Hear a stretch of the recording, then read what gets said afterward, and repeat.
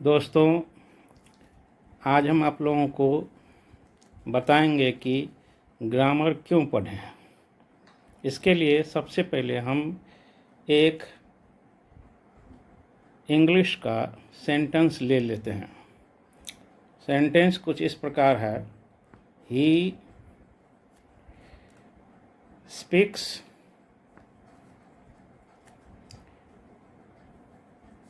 Only English.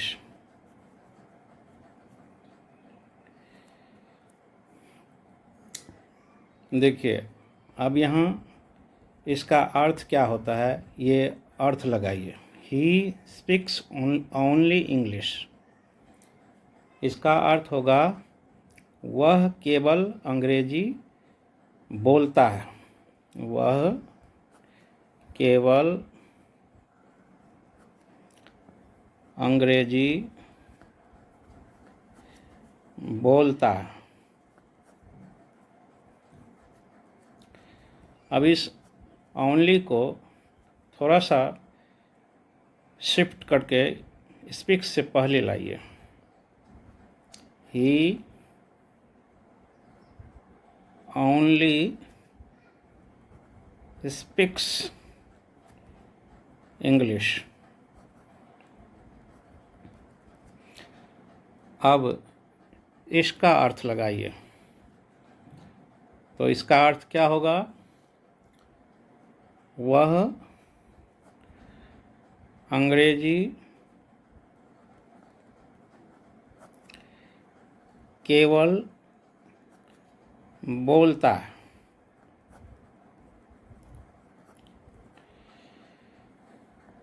यानी कि समझ में आए या नहीं आए, कुछ इस तरह से, या फिर वह अंग्रेजी केवल बोलता है यानी लिख नहीं पाता है, कुछ इस तरह से इसका अर्थ पकड़ता है।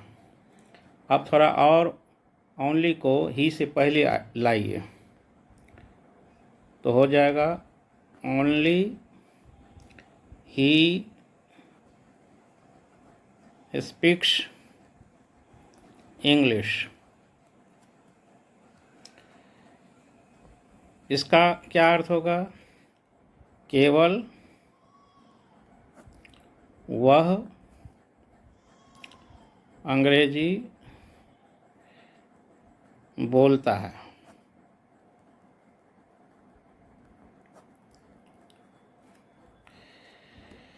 अब देखिए, पूरा सेंटेंस एक ही तरह से है, पर सिर्फ एक वर्ड ओनली को हम अलग अलग जगह पे इस सेंटेंस में रखते हैं और उसका अर्थ बदल जाता है।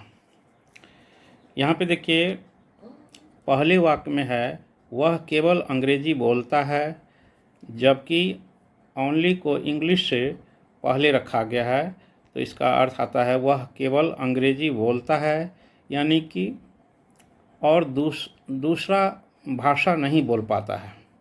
जैसे कि हिंदी है, बांग्ला है, उर्दू है, ये सब नहीं बोल पाता है। कुछ इस अर्थ में इसका मीनिंग आता है।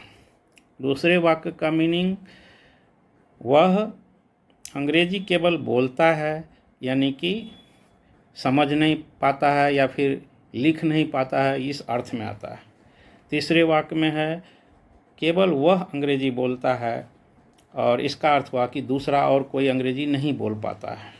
तो देखिए, अगर हम इसका प्रयोग, इस ओनली का प्रयोग थोड़ा सा इधर उधर करते हैं तो अर्थ का अनर्थ भी हो सकता है। इसीलिए ग्रामर पढ़ना चाहिए। अब आइए एक दूसरा और बहुत ही इंटरेस्टिंग एग्ज़ाम्पल से हम समझाते हैं। एक बार एक स्कूल में मेयर साहब आते हैं और अंग्रेजी के शिक्षक पंक्चुएशन पढ़ाते हैं। तो नगर प्रमुख अर्थात मेयर पूछते हैं कि क्या पढ़ाते हैं, तो उन्होंने जवाब दिया कि पंक्चुएशन मार्क्स पढ़ा रहे हैं। बोले आप ये तो समय बर्बाद करते हैं, आप मूर्ख हैं। तो शिक्षक ने बोर्ड पर एक सेंटेंस लिखे, the mayor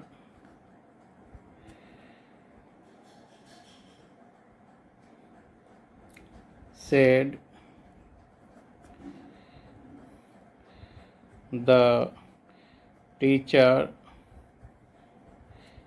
is a fool।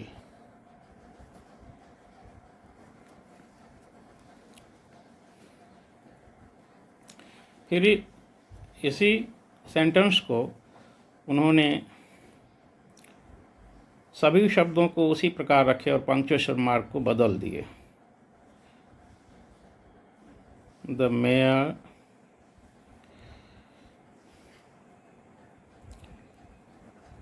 said the teacher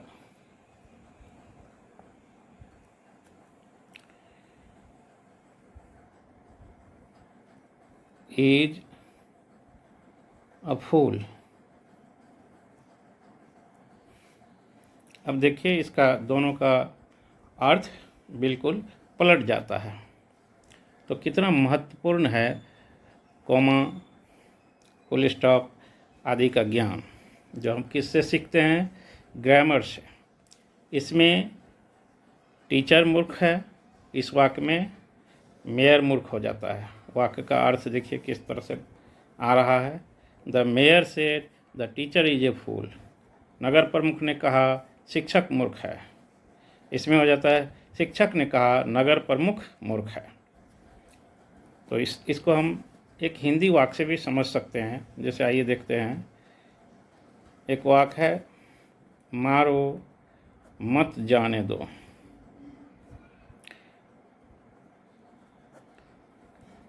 मत जाने दो, मारो मत जाने दो।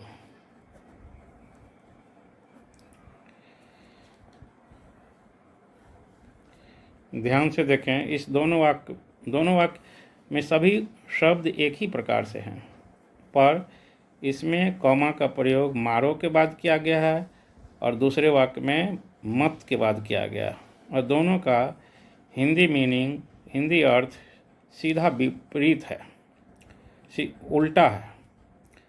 मारो मत जाने दो यानी किसी व्यक्ति को मारने की बात कर रही है और उसे रोक के रखने की बात की जा रही है। मारो मत यानी कि उसको नहीं मारो, जाने दो, यहाँ रोकने की बात नहीं हो रही, जाने देने की बात हो रही। इसी तरह से जैसे तीसरा एग्जाम्पल से आप समझ सकते हैं। जैसे कि एक शब्द है लुक, जैसे he looks after me, he looks after me. यहाँ लुक्स के साथ आफ्टर लगा हुआ है और इसका मीनिंग हो जाता है कि वह मेरी निगरानी करता है, देखभाल करता है। लुक के साथ देखिए, what are you looking for. यहाँ देखिए लुक के साथ फॉर लगा हुआ है, इसका अर्थ ढूंढना हो जाता है। आप क्या ढूंढ रहे हैं? Look at the picture, look at the picture, इसका अर्थ है इस तस्वीर को देखो, यानी तस्वीर को देखो। Look into the matter, look into the matter.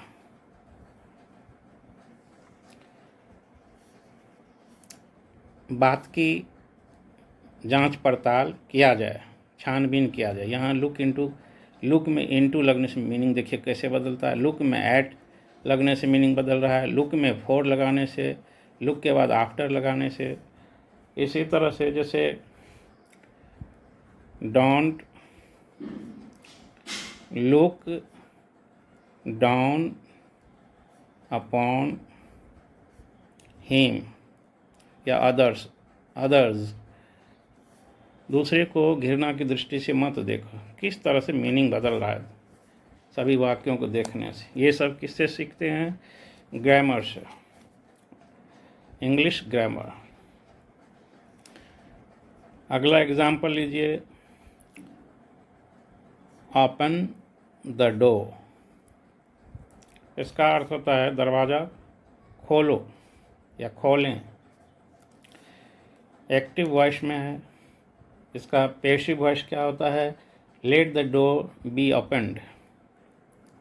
Late the door be opened, दरवाज़ा खोल दिया जाए। ये किससे सीखते हैं? ग्रामर से। इसी तरह से ए का 5 मीनिंग आता है। जैसे ए मीन्स होता है वन, ए मीन्स होता है एनी, ए मीन्स होता है द सेम, ए मीन्स होता है ऑन, ए मीन्स होता है पर। यानी वन माने एक, एनी माने कोई, द सेम माने वही, ऑन मतलब पर माने हिंदी में प्रति।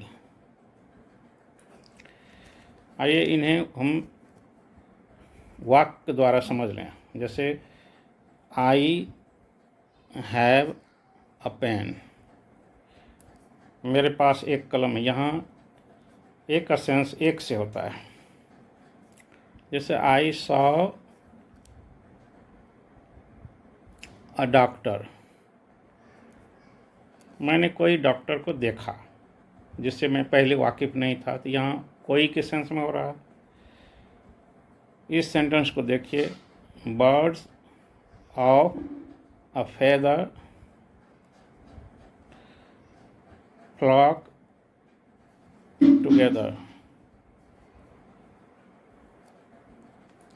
Together.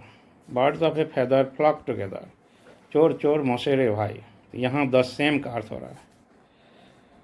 I found him a bed, मैंने उन्हें बिछावन पर पाया। यहाँ एक का अर्थ ऑन के सेंस में आ रहा।